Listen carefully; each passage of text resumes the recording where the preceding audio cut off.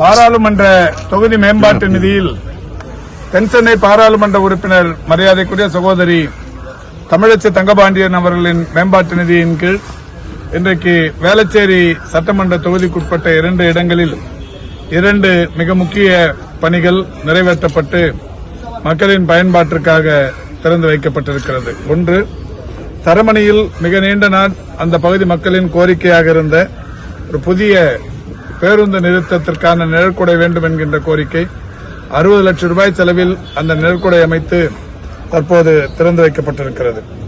அதேபோல் நம்முடைய வேளச்சேரி தொகுதி ஆதம்பாக்கம் பகுதியைச் சேர்ந்த லட்சுமி அயக்ரீவர் நகர் பகுதியில் உள்ள விளையாட்டு திடலில் இப்பகுதியைச் சேர்ந்த விளையாட்டு ஆர்வலர்கள் வைத்த கோரிக்கையை ஏற்று பாராளுமன்ற உறுப்பினர் அவர்கள் 2022-23 ஆண்டின் தொகுதி மேம்பாட்டு நிதியிலிருந்து ரூபாய் 58 லட்சம் செலவில் 1615 சதுர அடி பரப்பில் உள்ள ஒரு உள் விளையாட்டு அரங்கத்தை ஏற்பாடு செய்து அதுவும் தற்போது திறந்து வைக்கப்பட்டிருக்கிறது. இந்த சிறப்பு மிகுந்த நிகழ்ச்சிக்கு தொகுதியின் சட்டமன்ற உறுப்பினர் ஹசன் மௌலானா அவர்கள், அதேபோல் இந்த மண்டலத்தின் வார்டு குழு தலைவர் திரு துரைராஜ் அவர்கள், மாநகராட்சி மன்ற உறுப்பினர்கள் பெருமதிப்பிற்குரிய திரு பாஸ்கர், ஆனந்தன், மரியாதைக்குரிய சகோதரி மகேஸ்வரி முருகவேல் போன்றவர்கள் பங்கேற்று முன்னிலை பொறுப்பேற்று இந்த நிகழ்வுகள் சிறப்பாக நடைபெற்று முடிந்திருக்கிறது.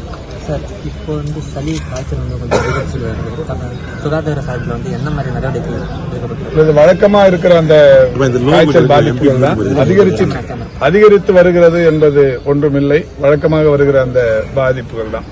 பருவநிலை ஒவ்வொரு மாற்றத்தின் போதும் இந்த மாதிரியான சின்ன அளவிலான பாதிப்புகள் இருக்கும். அந்த அளவில் ஒரு பெரிய பதற்றமோ பெரிய அளவிலான பாதிப்போ இல்லை. டெங்கு மிக மிக கண்ட்ரோல் இருக்கு. கடந்த ஆண்டு தான் இருப்பதிலேயே மிக குறைவான வகையிலான பாதிப்பு, உயிரிழப்பு என்பதெல்லாம் கடந்த ஆண்டில் இருந்தது.